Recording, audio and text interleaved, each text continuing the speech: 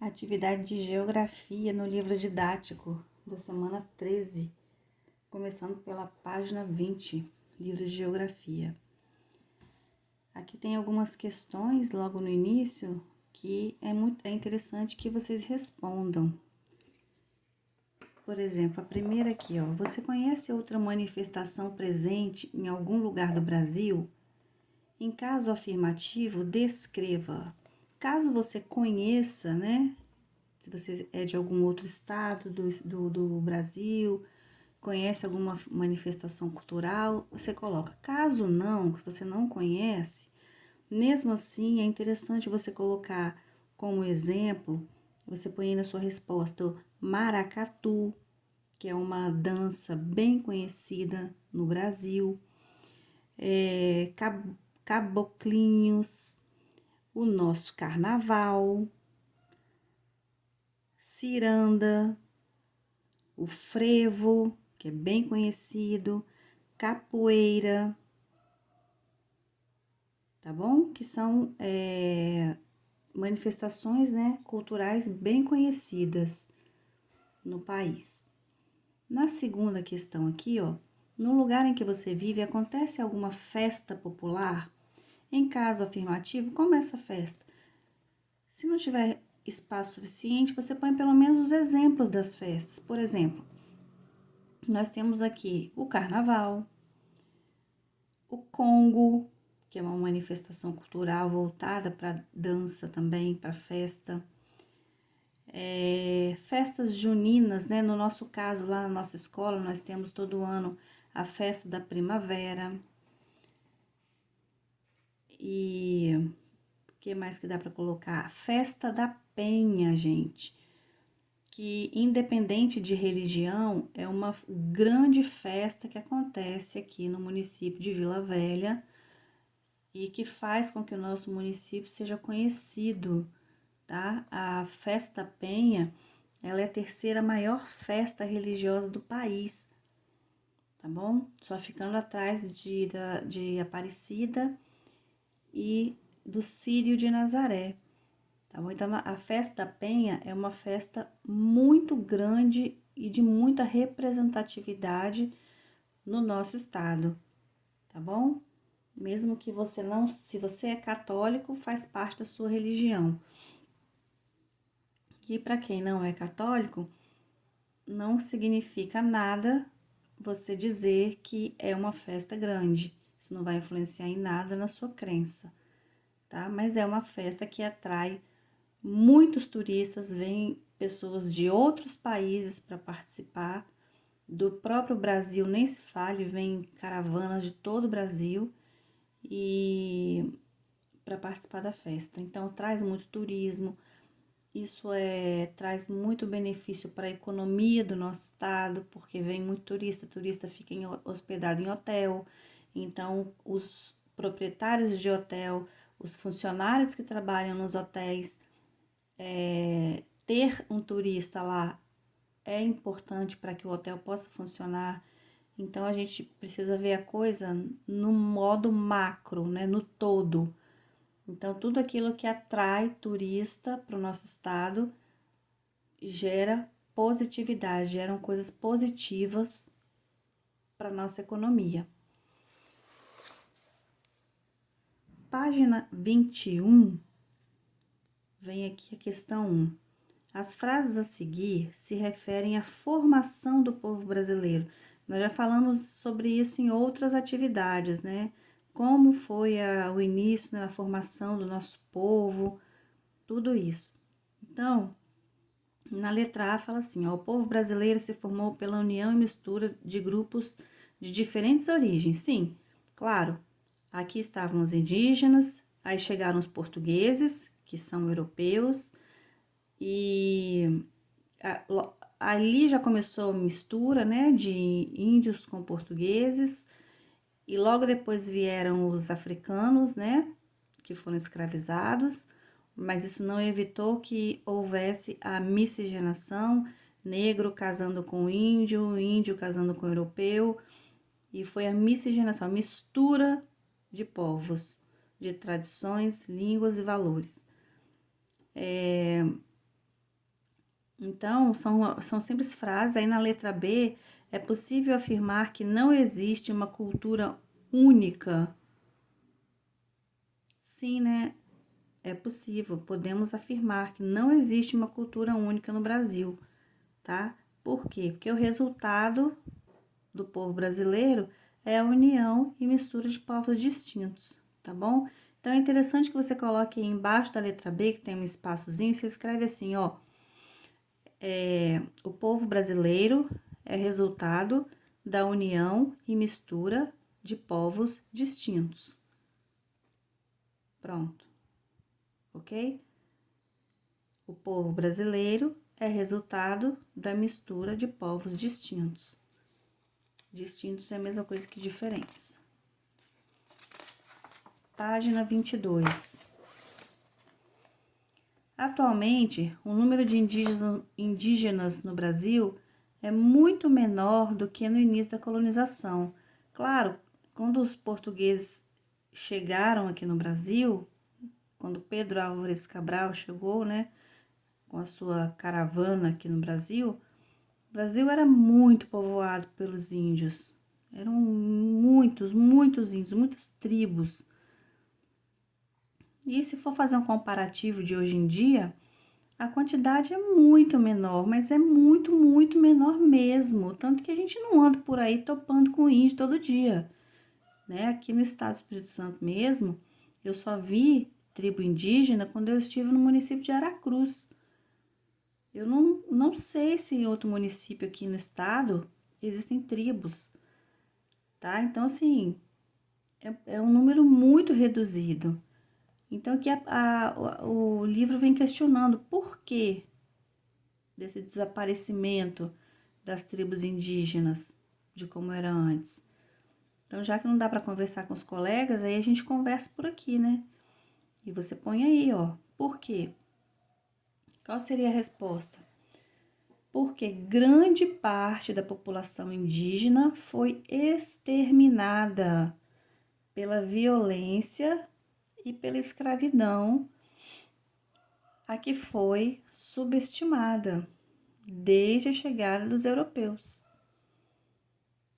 tá? Essa é a resposta. Porque grande parte da população indígena foi exterminada. Exterminada é destruída, tá? E exterminada é com X, exterminada pela violência e pela escravidão a que foi submetida desde a chegada dos europeus, tá? Sem falar, né, nas doenças também, morreram de doenças que os europeus trouxeram, né, como já foi falado anteriormente, né, que os indígenas não tinham imunidade para certas doenças que já eram mais comuns na Europa. Então, eu creio que a própria gripe, os europeus vieram nas caravelas lá, uma viagem muito longa, sem nenhum tipo de higiene, né? Porque o barco não oferecia condições de higiene e também eu creio que não fazia parte da cultura deles. Eles foram aprender a tomar banho todo dia com os índios. Então imagina, né? A situação que eles não estavam dentro daquele barco e a quantidade de gente que não deve ter adoecido, tido diarreia, tido gripe, né? Aí chegaram aqui os índios tudo saudáveis, porém não tinham anticorpos, né? Não era comum tratar doenças mais graves. Então, de repente, pegava uma gripe aí, um vírus vindo da Europa, o índio não resistia, porque não existia remédio. Os remédios eram remédios naturais, mas que não eram suficientemente fortes e eficazes para combater aquele vírus. Então, eles morriam de gripe, né, dentre outras doenças, tá? Então, isso também fez com que diminuísse muito a quantidade de índios. Aí depois a questão 3 vem dizendo o seguinte: observe novamente o mapa acima e responda. Quais são os estados com mais terras indígenas? Aí se escreve aí, ó, Acre, vírgula, Amazonas, vírgula, Mato Grosso, Pará, Rondônia, Roraima, tá? Lembra que nome de estado com letra maiúscula. E entre um e outro você põe vírgula, tá bom? Tocantins, Maranhão, Mato Grosso do Sul. Você vai vendo aí onde tem, pode ir colocando. Página 23. Os povos indígenas, os portugueses, diversos povos africanos formaram a população brasileira. Como os portugueses estabeleceram a relação de dominação sobre os demais povos? Bom, vai a resposta aí para você, ó.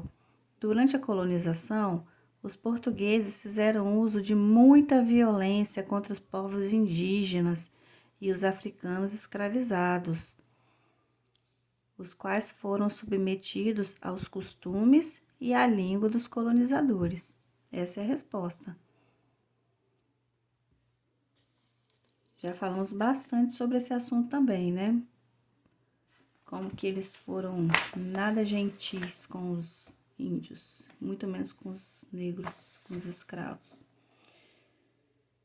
Na página 24, os povos africanos. 5.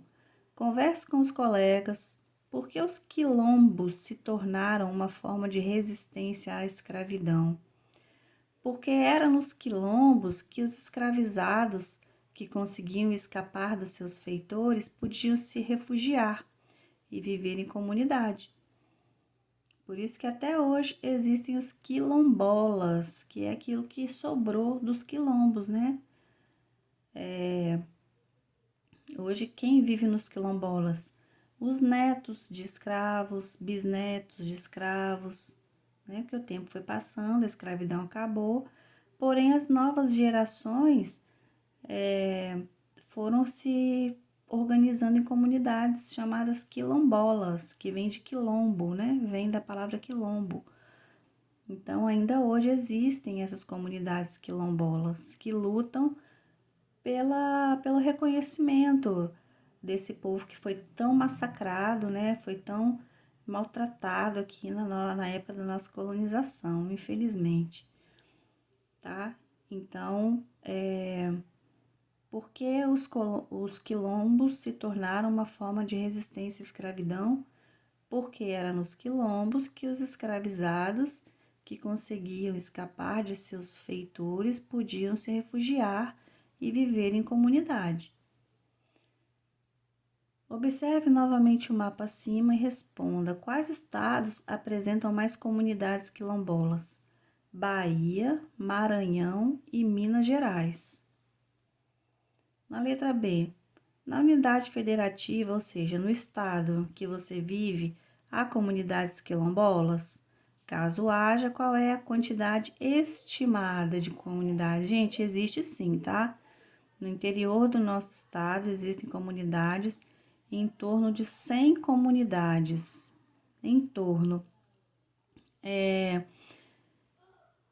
Existem poucos dados concretos sobre essas quantidades, sobre onde estão, porque essas comunidades, elas não recebem muito apoio governamental. Então, elas têm que lutar muito por um pedaço de terra, tem que lutar muito para ter o básico, sabe, de infraestrutura. Então, esses dados, eles são muito difíceis de serem encontrados, tá? Mas na pesquisa, assim, tudo que eu já fiz de pesquisa sobre esse assunto, desde o ano passado, em torno de 100 comunidades. Na página 25, vem falando dos imigrantes, né? Questão 7. Observe o gráfico. Nele, cada fatia, ou seja, cada pedaço aqui é como se fosse uma pizza repartida em pedaços diferentes. Cada fatia representa um grupo de imigrantes que chegou ao Brasil entre os anos de 1884 e 1939. Quanto maior a fatia, maior a quantidade de imigrantes. Agora responda: quais foram os 3 grupos de imigrantes mais numerosos que vieram para o Brasil entre 1864 e 1939. Italianos, portugueses e espanhóis.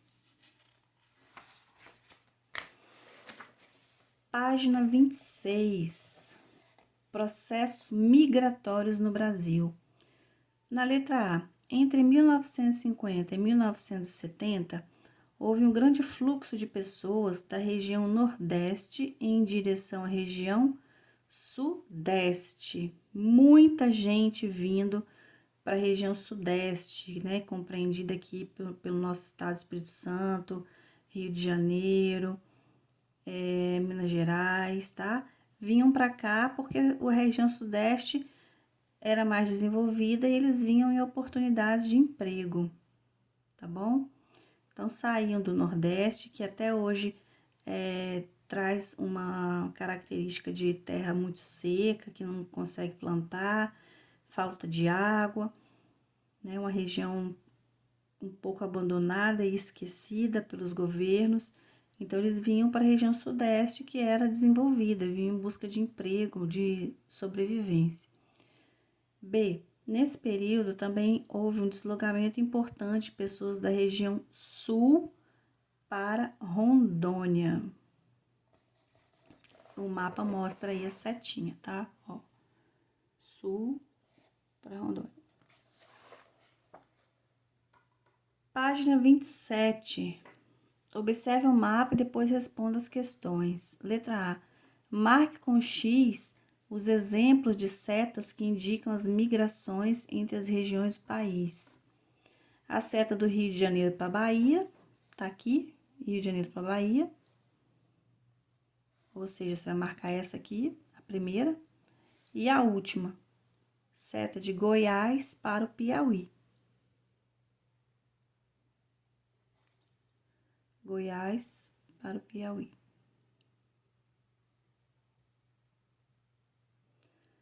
B. Pinte os quadradinhos das alternativas que descrevem corretamente movimentos migratórios ocorridos na década de 2000. Um dos principais fluxos migratórios desse período ocorria entre os estados da região Nordeste. Sim, região Nordeste. Tá? Olha como é que era movimentado aqui. Então, você vai pintar esse daqui primeiro. E também o último, porque na década de 2000 passa a existir um fluxo de retorno das pessoas do Sudeste em direção ao Nordeste. Então, você vai pintar a última também, que aconteceu também esse movimento de retorno. Na 3, pergunte a um de seus familiares, alguém da sua família veio de outro lugar? Em caso afirmativo, quem? De onde veio? O que motivou a mudança? Registre as respostas em uma folha avulsa. Aí você vai tirar uma foto e postar na plataforma, ou quando a gente voltar para o presencial, você vai ler pra gente isso aí, que vai ser bem interessante de saber se tem algum parente seu que veio de outro estado. Qual o motivo? Vamos fazer junto aqui ciências, que ciências é menorzinho. Bom, a invenção do microscópio. Número 1. É correto dizer que as lentes aumentam os objetos? Tipo, se eu colocar essa lapiseira aqui para olhar num microscópio, ela tá grande para ser vista no microscópio, né? Mas vamos supor que eu queira olhar a pontinha dela se está entupida. Olhar no microscópio vai fazer com que essa ponta aumente ou ela vai continuar do mesmo tamanho? Vai continuar do mesmo tamanho, né? O que vai aumentar é a imagem. O objeto continua do mesmo jeito.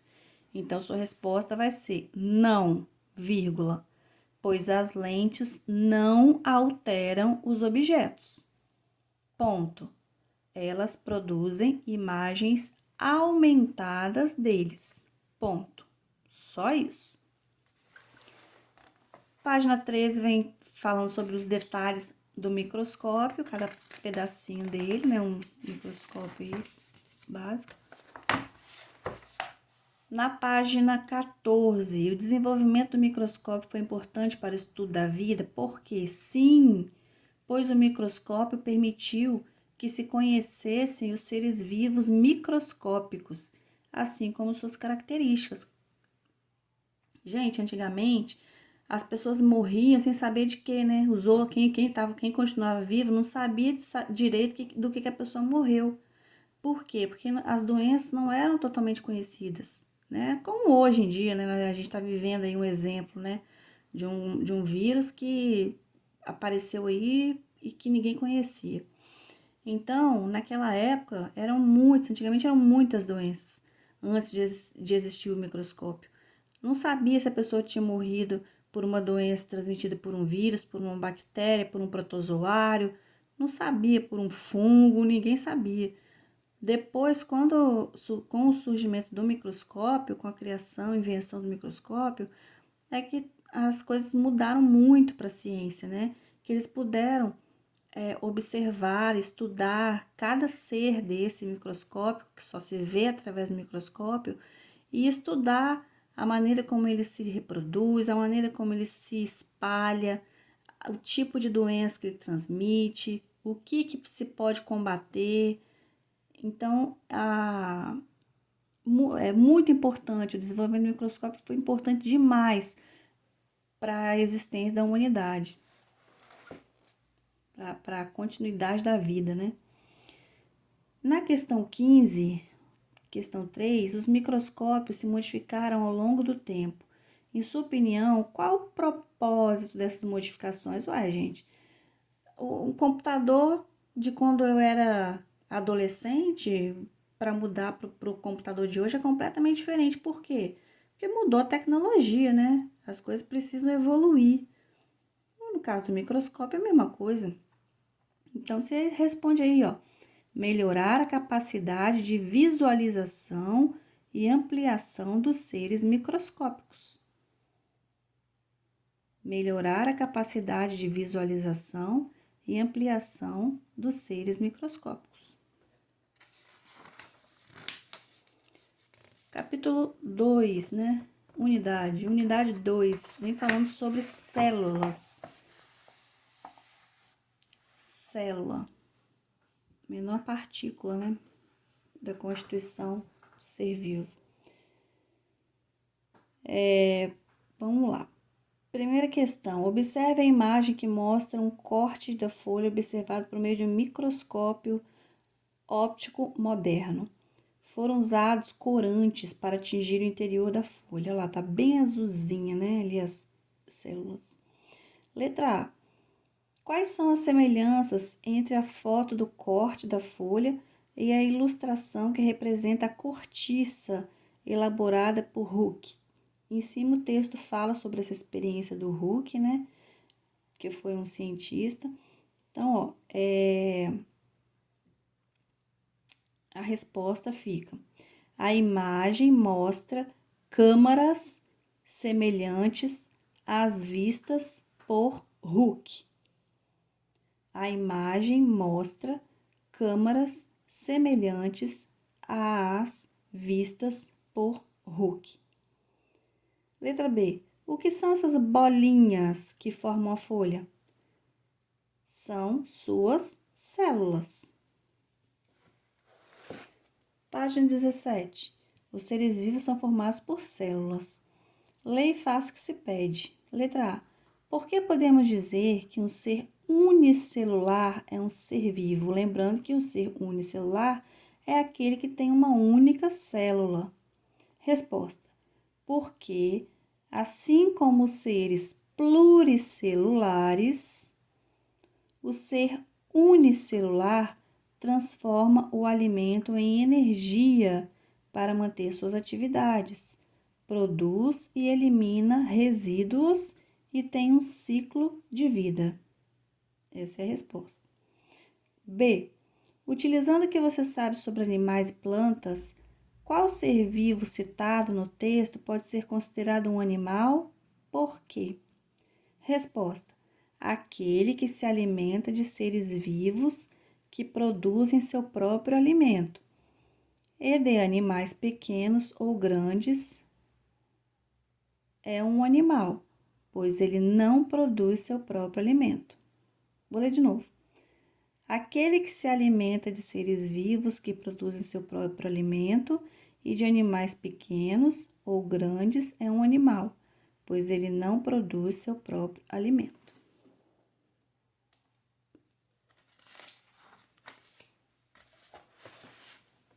Organização das células. Número 3. A imagem a seguir é um corte da raiz de uma planta visto ao microscópio. A. As células que formam a planta são todas iguais? Explique. Resposta.